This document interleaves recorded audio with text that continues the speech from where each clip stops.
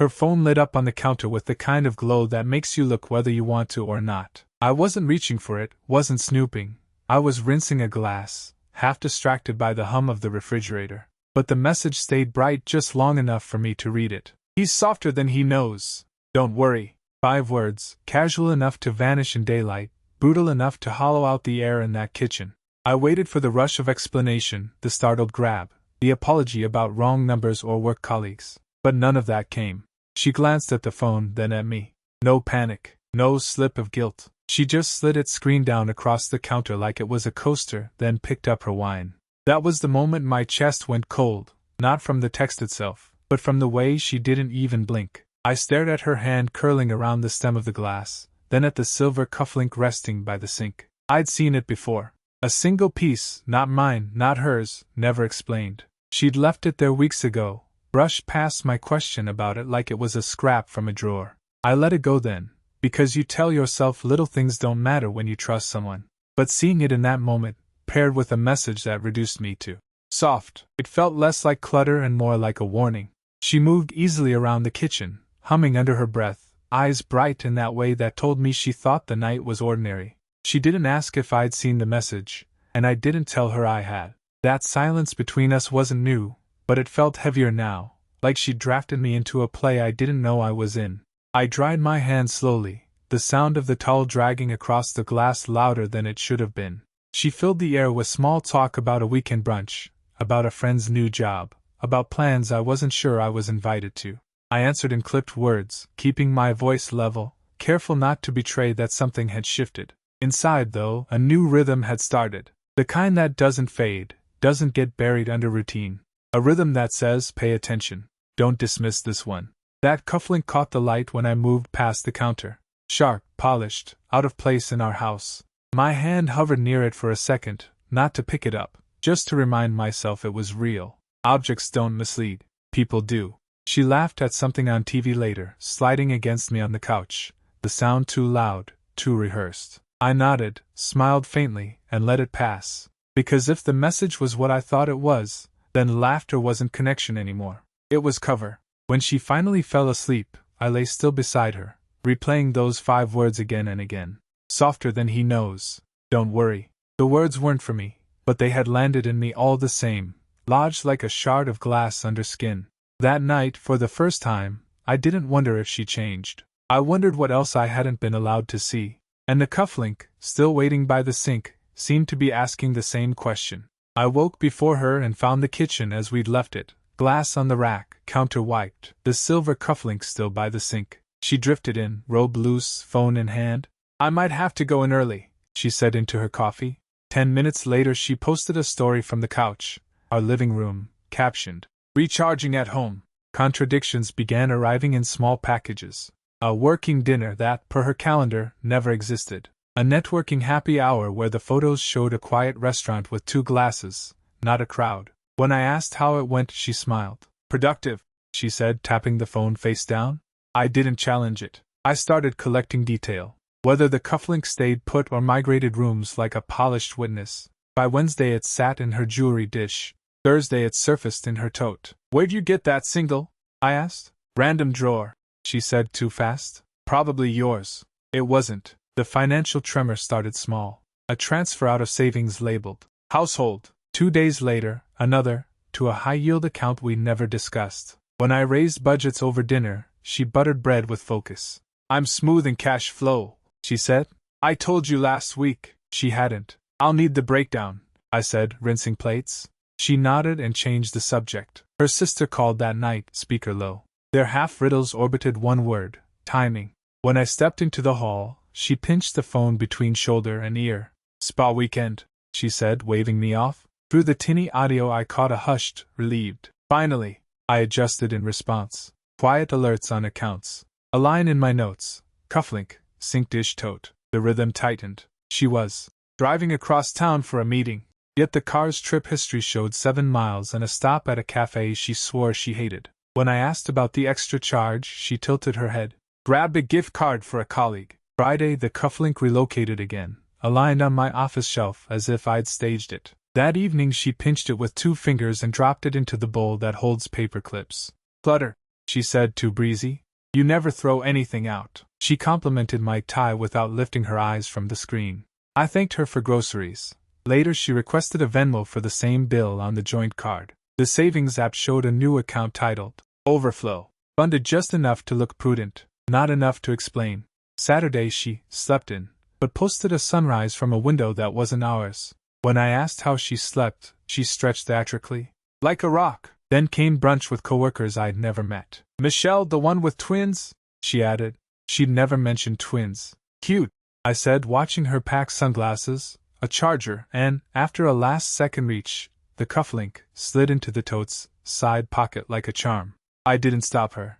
I photographed the empty dish and typed 2 words, traveling evidence. Before she left, she kissed my cheek, soft and distant. Don't wait up, she murmured. I wrote the rules I'd follow. Believe what things show you. Time what words try to cover. Track what moves when no one is watching.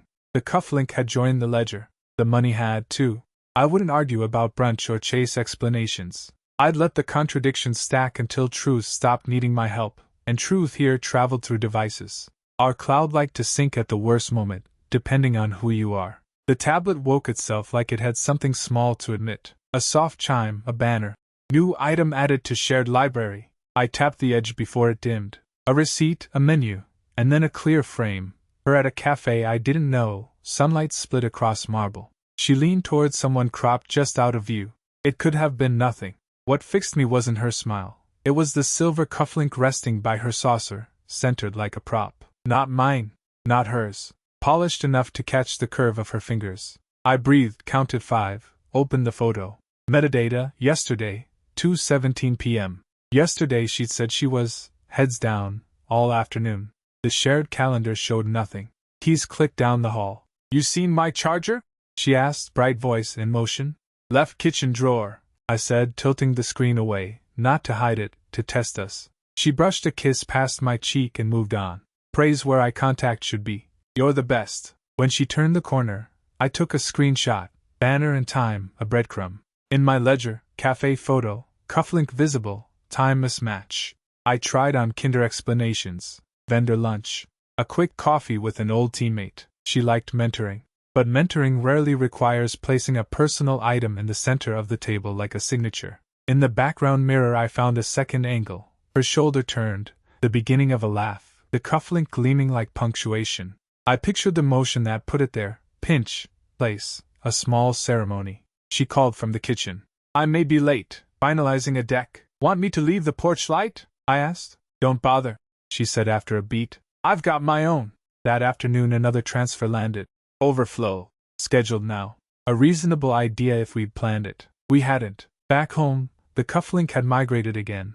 No longer in her tote, not in the dish, but in the inside chest pocket of my blazer, the one I keep for parking cash. I hadn't put it there. When I pressed the fabric it clicked softly, cool against my finger. I pictured her hanging the jacket, slipping the metal in with a small, satisfied breath. If I found it later, she could point and say it had always been mine. At dinner I draped the blazer over a chair and watched her not ask. She smiled like the trick had landed. You're quiet, she said, reaching for the salt. Just focus, I answered. After she showered I opened the tablet again. The cafe shot had already sorted into an album called Shared Moments, the kind of automated optimism that assumes good faith. I added 2 lines to my list. Mirror confirms setting. Object continues to migrate. I kept the photo's possible innocence on the table. Still, the timestamp remained, and the centered cufflink kept behaving like a signature in each scene we couldn't quite talk about. Before bed, I placed the cufflink on the nightstand between us. Not a challenge, not a trap, just gravity. If she asked, I would say I found it. She didn't ask. She scrolled in the blue light, thumb moving like someone reading ahead. I left the tablet alone. Evidence spoils when chased. Better to let current carry it to shore. The cloud had given me an image and an angle. What it hadn't given me was a voice, the thread behind the crop, words laughing without worrying who might be sinking nearby. The cufflink caught a shard of light and went still, a silent witness waiting for translation. Morning made everything look harmless. Sun on the counter, the cufflink where I left it. She rolled it between 2 fingers while scrolling, then let it fall back with a soft, deliberate click. The tablet chirped. A banner slid across the lock screen. Messages updated. Not mine, hers. We'd linked libraries months ago to swap photos. The cloud didn't care whose secrets it carried. I didn't force anything. I tapped the banner and a universe of bubbles opened. First, a group thread labeled with a sun emoji. Her friends, a cousin, 2 coworkers, and a number saved as Trainer B. There was the cafe photo from yesterday, uncropped now. A sleeve, a wrist, a man's hand near the saucer. The silver cufflink sat centered like a paperweight. She'd captioned it, "Recharging." Someone replied, "Looks like he does plenty of that." With a wink, another wrote, "Your soft husband won't notice." I scrolled. A picture of her wine glass with lipstick on the rim, nails wrapped round the stem. In another, the cufflink in her palm, captioned, "Souvenir." A friend asked if I was behaving. She answered with a single dot and a smirk emoji. Not a lie, not the truth. A banner at the top said, "Conversation moved to private." I opened a thread with, "See." The back and forth had the speed of people who'd stopped introducing themselves. He sent, "Tell him you're exhausted again." She replied, "He thinks it's budgeting season." Their jokes tracked the money. "Shifted to overflow clean," she typed. A minute later, "Auto on Friday." He answered with a bank link I recognized. He wrote, "Use your maiden email, no overlap." She sent a checkmark. I let a voice note play quiet. "He won't ask. He never does," she whispered. Acceptance didn't slam. It settled. Not a single damning line, just a fluent pattern. In the group thread, Lena wrote, "He's kind, but he makes it easy." A cousin added, "Protect your peace." They weren't villains. They were an audience applauding the script they'd been given. I didn't screenshot. Not yet. I took notes. Times, phrases, the bank link, the cufflink posing like punctuation in photos that claimed to be about coffee. Then she filled my office doorway, hair damp, phone held like a passport. "Can you grab the dry cleaning?" she asked, neutral as a calendar entry. "Send the ticket," I said. She studied my face. The cufflink flashed from the nightstand behind her. She didn't turn toward it. "You're quiet this week," she said. "Just focus," I told her. After she left, another thread slid in. "Boarding soon," she typed to. "See." He sent a seat number. She replied with shoes against airport carpet and the word North. Yesterday she told me, "Local all day." I opened our bank app. Overflow now had a nickname in the notes. Bridge. Small deposits pulsed in.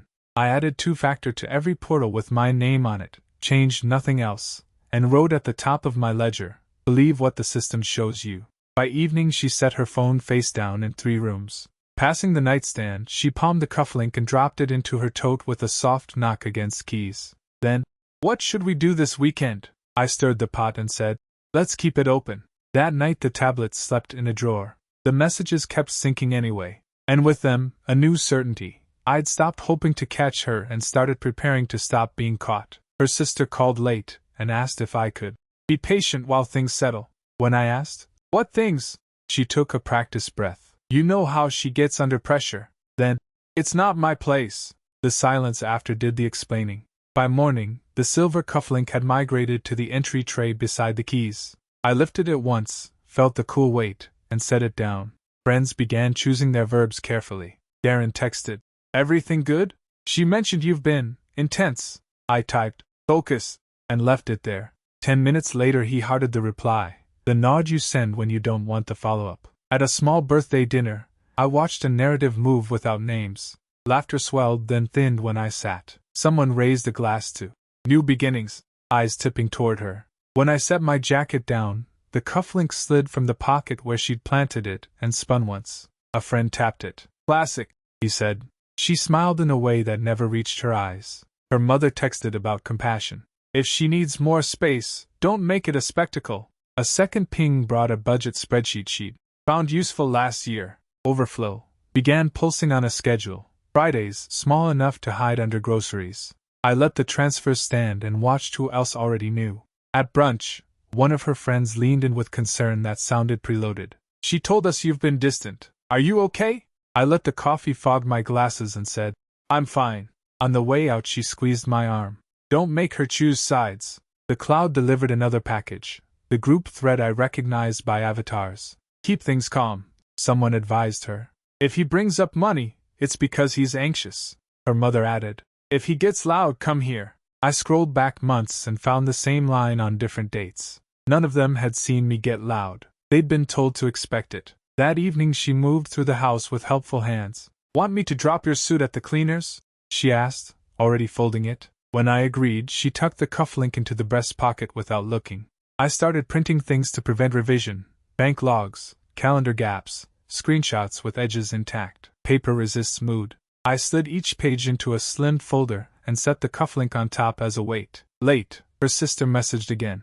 "Please don't confront her at family dinner. She's fragile," I replied. "There won't be a scene." At dinner there wasn't. A roast, a toast, the choreography of people who've rehearsed being reasonable. When I stood to refill water, her mother intercepted me with a plate and a whisper. "You know she's always been chaste. It's complicated." Across the room, my wife laughed at a story and then checked my face. I lifted my glass. She lifted hers. On the drive home, her hand rested on my knee. "Thanks for keeping it calm," she said, eyes on the road. Calm meant obedient. I turned on the air and said, "Of course." That night the cufflink sat on the edge of the sink where this version of the story began. I set it in the center of the counter and turned off the light. The circle had closed, friends, family, a quiet chorus that knew enough to speak and chose comfort instead. The stakes weren't loud, they were settled. And settled stories don't ask you to rage, they dare you to accept the script. I had no intention of reading my lines. The next push didn't come as a confession.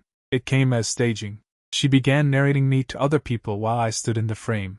At breakfast she adjusted the cufflink on my keyboard with 2 careful taps, then left the study door open and raised her voice just enough for the hallway to hear. "Please don't go through my things," she said to the air. I looked up from a spreadsheet and met her eyes. She blinked like a camera. "Boundaries," she added softer, for the imagined transcript. By noon, the group thread that liked to speak in emojis was humming. A photo of a scuffed baseboard with the caption, "Another drawer slammed." I hadn't slammed anything. 10 minutes later, "He's been tense about money." Underneath it, a cropped screenshot of our account shifts, the overflow label trimmed off. I saved her image anyway, then printed the uncropped ledger where her maiden email sat in the notes like a signature. Her sister texted, "If you need a safe place tonight, come here." I typed, "We're fine," and the 3 dots on her end flickered out. That evening she tried a different angle, concern. She set a mug near my elbow and hovered, palms down, the way people do when delivering a gentle warning. "You haven't seemed yourself," she said, keeping her voice low. "Maybe talk to someone?" I told Mom I was worried. She had flipped the order. Declare worry first, gather proof later. On her phone, a notes app bullet list waited under the title. "Things he does." Single lines that sounded like witness statements. "Leaves suddenly, stares, goes quiet." None of them were untrue. None of them meant what she wanted them to. When I reached for the mug, she angled her wrist so the camera in the living room caught our silhouettes. "Can we not make a scene?" she added, even though there was no scene to make. Stage directions spoken aloud. Friends amplified it. Darren wrote, "She said you've been checking her phone?" "That's not you," I answered. "It's not," and attached nothing. Another friend messaged, "If she feels unsafe, it's serious." No one asked who moved the money or why the cufflink in every photo kept changing pockets. She escalated the prop work. The cufflink appeared in a close-up on her story, her palm small beneath it. "Remember to return what isn't yours," the caption said over a moody filter. 2 hours later she placed it on my blazer again, then texted her cousin. "He keeps taking my things." I watched the door frame. She wanted an audience more than an answer. At dinner with 2 of her friends she rehearsed the new script. "We've just hit a rough patch," she told them, cutting into her salad with care. "He gets intense about little objects like this." She tapped a salt cellar and glanced at me as if waiting for the cue. I sipped water, nodded once, and asked the server for the check. On the sidewalk, one friend pulled me aside. "Just be gentle," she said.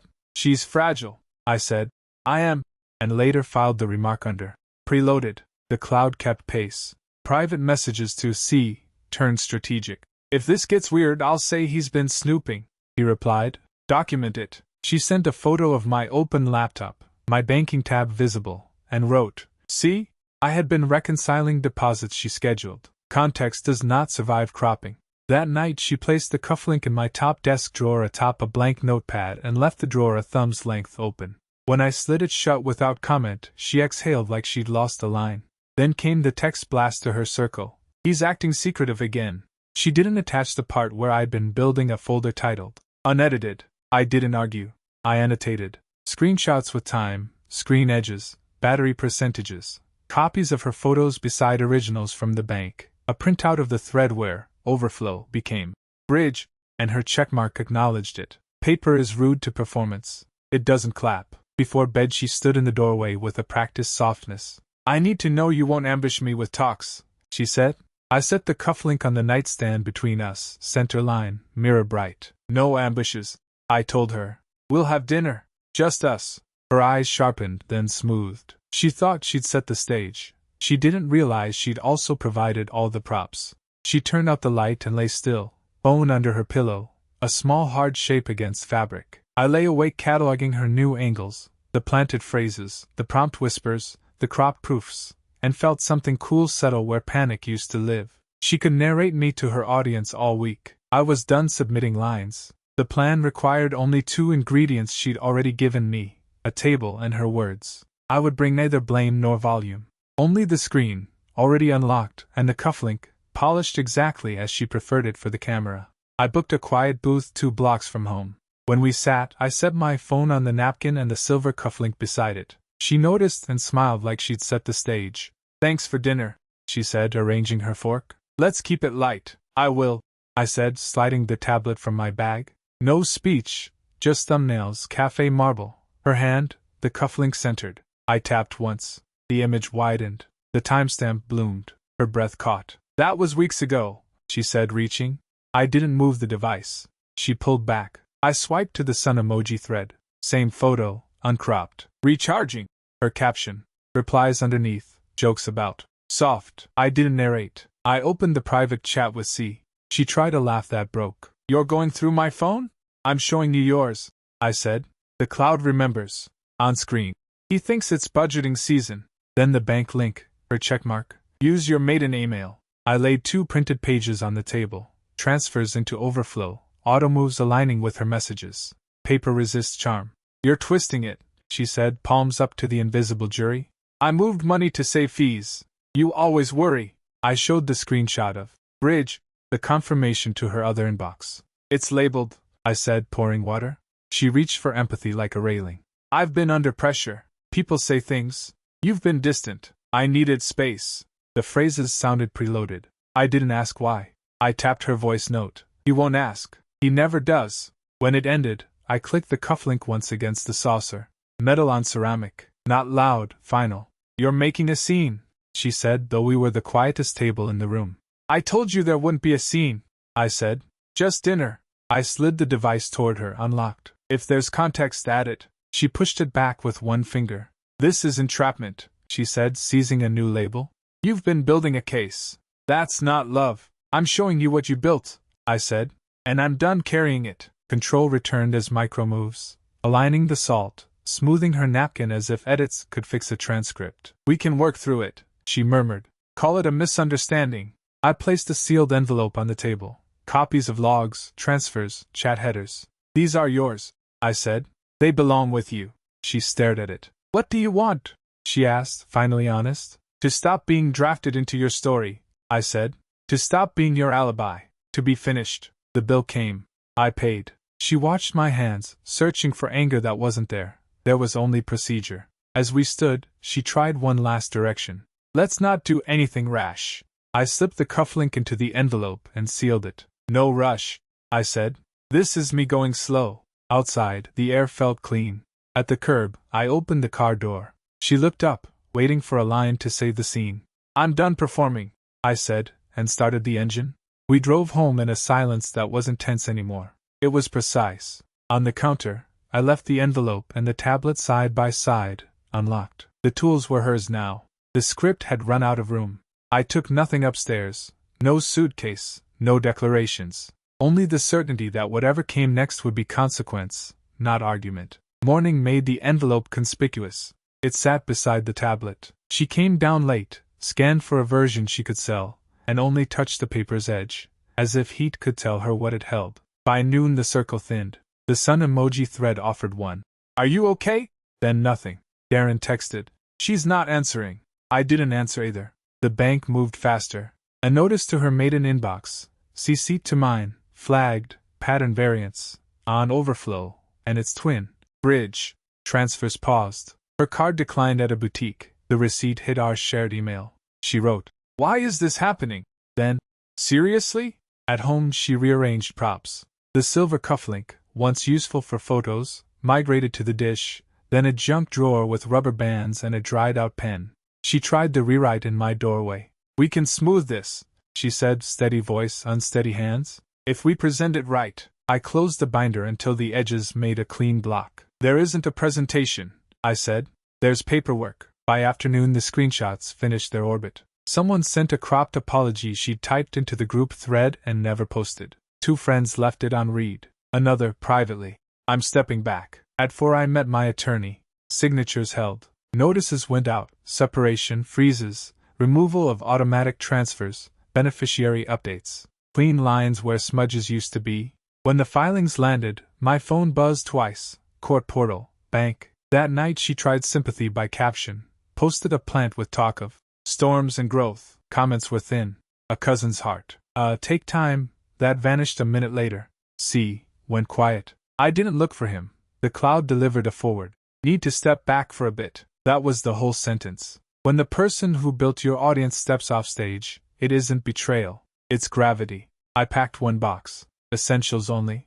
I left the sweaters for winter photos, the framed menus, the stage life. On my way out I opened the drawer where the cufflink had settled. It lay on its side, dull in bad light. I almost pocketed it out of habit. I left it where it stopped being useful. Her last attempt came at midnight, a voice message recorded in a room that echoed. "I want to make it right," she said, then softer. "I didn't mean for it to go this far." Meaning wasn't the problem. Momentum was. I didn't press play again.